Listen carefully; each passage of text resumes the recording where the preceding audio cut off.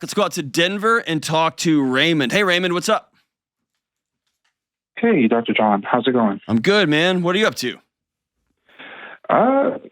Nothing much. Just, waiting for this call. Very cool. What's up? So how can I help? I'm calling because I've just been, I think, struggling generally. But I think that the main area that I've been kind of focused on at the moment is like work. I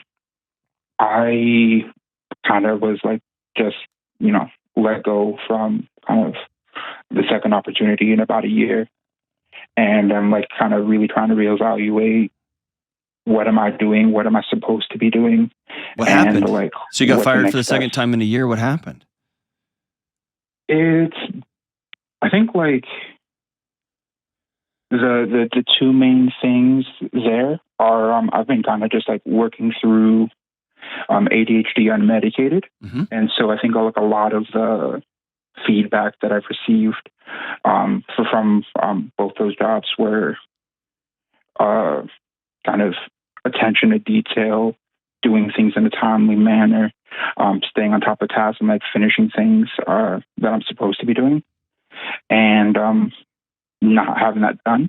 I think the other piece is kind of I relocated to Denver from the East Coast. And so definitely a lot of feelings of like loneliness as well. Mm-hmm. And so I think like, and I know that like a big part of my work history these last couple of years has been remote. And so I don't think that's like helped me much. Yeah. Being remote and being away from kind of my core community. Yeah. So I'm an unmedicated ADHD person too. Okay.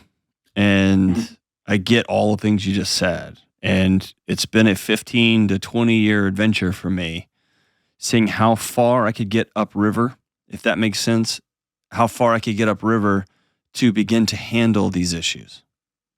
Meaning I have to have friends and I got to sleep and I got to be really careful about what I eat and I got to exercise. I got to do all these things so that when I sit down to do work, I can be detail oriented. And so I've had to, it's been an adventure. And I still to this day, if I don't sleep, the whole team will just roll their eyes when I walk in with a handful of gummy candies. They're like, oh, here we go. They know, right? When I haven't been sleeping and I haven't been exercising and I haven't been taking care of myself and my relationships are a bit screwed up and I've been on the road. So I want you to hear me say, you're not broken. And also, job loss is a major psychological event. It's really heavy. And I don't want you to be embarrassed or ashamed by how dark it all feels. Because it's right. It's heavy, right? Yeah. With the first one, I feel like I was able to take it in stride. Mm-hmm. And, mope around for a weekend and kind of get right back on it. Mm-hmm. Looking for another opportunity, trying to figure out, I felt like I was like on top of like, the job hunt became like the new job. And like, I felt like I was kind of doing what I needed to do pretty quickly. Oh, you did. You got another job. You got across the country and you moved and you got it. It's going to be your fresh start and it was all going to work out. And then they nailed you for the same thing the last job nailed you for, right? Yeah. Yeah. I think like this one, it's been about a month and like I'm not feeling that like drive that I had the first time to like go back and do it better. Here's what this is. This is grief. And this is good. It's right. And I don't want you to go back and just do what you were doing harder and better. Okay? Mm-hmm. I want you to reinvent the system. And that feels daunting and scary, but it's actually easier. It's smaller, tiny little steps. And by the way, if you struggled for a long time with ADHD, you, like me, have a recurring narrative, like a ticker tape, like a stock ticker that runs underneath the story of your life that just says you're a loser, you're a loser, you're a loser. Fair? Yeah. Yeah. And so these moments become confirmation of that story, that lie that you tell yourself. Because you're not a loser, man. But you look for places in the world where you can validate that story. And you got one. You got it twice in less than 2 years.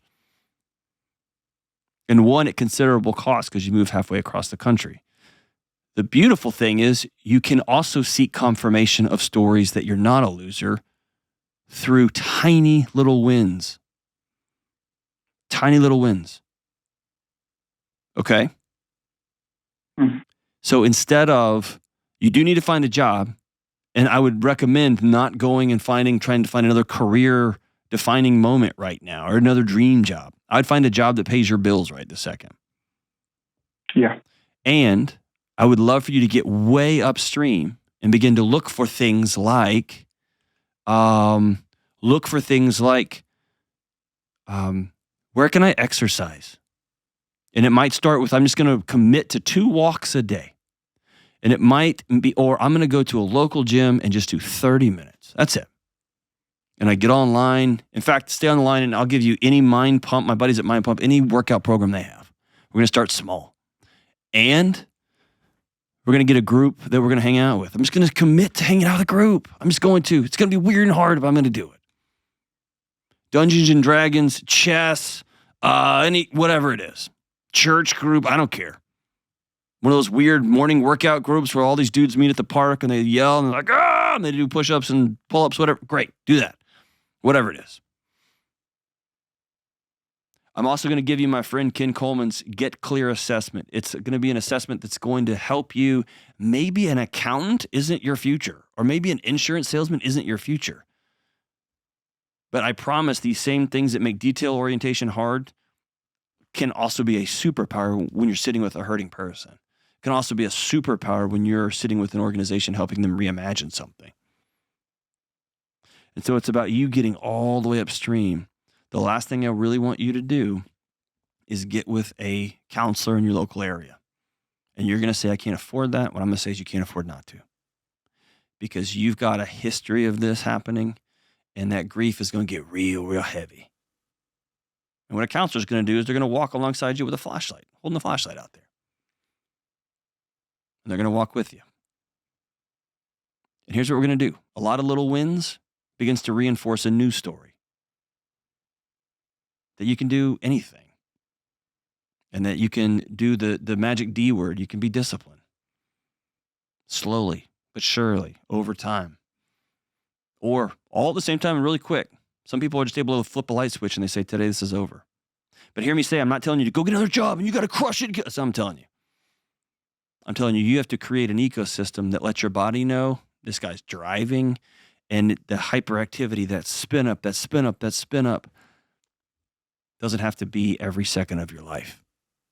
Because now I've got a reputation, especially when it comes to writing, when it comes to editing, I've got a reputation for being maniacal about detail. Only because I've gone way upstream to deal with the other stuff.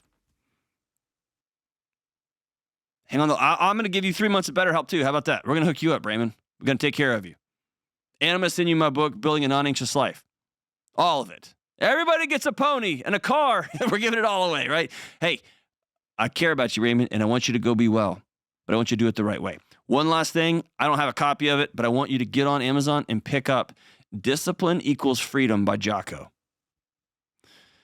It's one of the best, let's dust yourself off and stand up, and here's what comes next, books available. I want you to pick it up, and I want you to read it cover to cover. You can read it in one day. You got this, Raymond. You got this.